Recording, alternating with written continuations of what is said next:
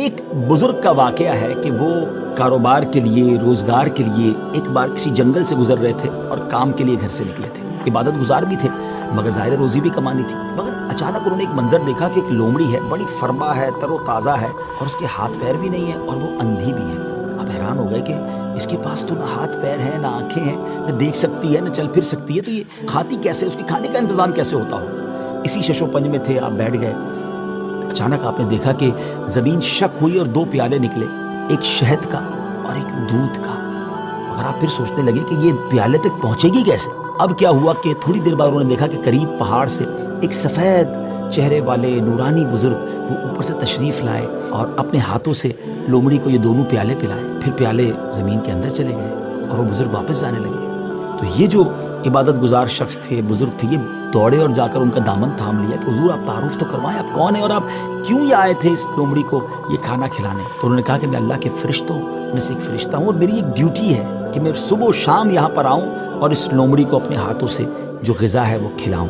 ان بزرگ کی تو جس کو کہنا کہ طبیعت ہی چینج ہو گئی کہ جو رب اس لومڑی کو اس حالت میں بھی روزانہ رزق دے سکتا ہے وہ تو مجھے بھی رزق دے گا، مجھے کیا ضرورت ہے کام کاج کے لیے تکلیف اٹھانے کی. آپ جنگل میں چلے گئے اور اللہ کی عبادت میں مصروف ہو گئے. کئی دن عبادت کی، 7 دن ہو گئے مگر کچھ کھانے کو نہ ملا.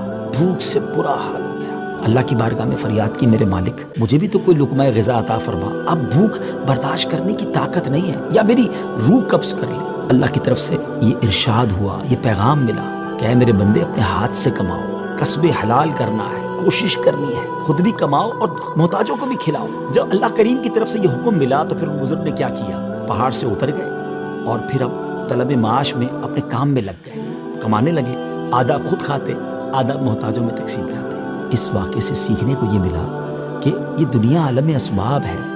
توکل یہ نہیں ہے کہ بندہ گھر میں بیٹھ جائے کہ بس اللہ روزی دے گا. یقیناً رب روزی دینے والا ہے مگر اسی نے اس دنیا میں اسباب بنائے ہیں اور ہمیں اپنے ہاتھ سے کام کرنے کا بھی حکم دیا گیا ہے. تو کوشش کرنی ہے. ہاں، کوشش کر کے جو اسباب اختیار کیے اسی کو سب کچھ نہ سمجھیں کہ چونکہ میری دکان ہے اس لیے مجھے رزق ملتا ہے. نہیں، رزق جو ہے وہ رب عز و جل عطا فرمانے والا ہے. رازق وہی ہے، بھروسہ اس پر ہو، اسباب پر نہیں. لیکن توکل کو اس طرح نہ سمجھے کوئی کہ جناب اب کچھ کرنے کی ضرورت نہیں.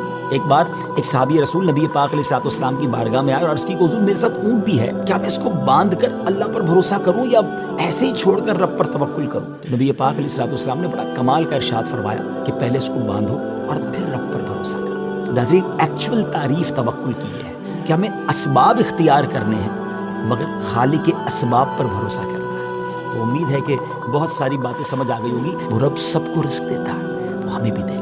اللہ کی قدرت پر یقین رکھیں، اس پر بھروسہ رکھیں اور اس کی بارگاہ میں دعا کرتے رہیں. حرام کے قریب نہ جائیے.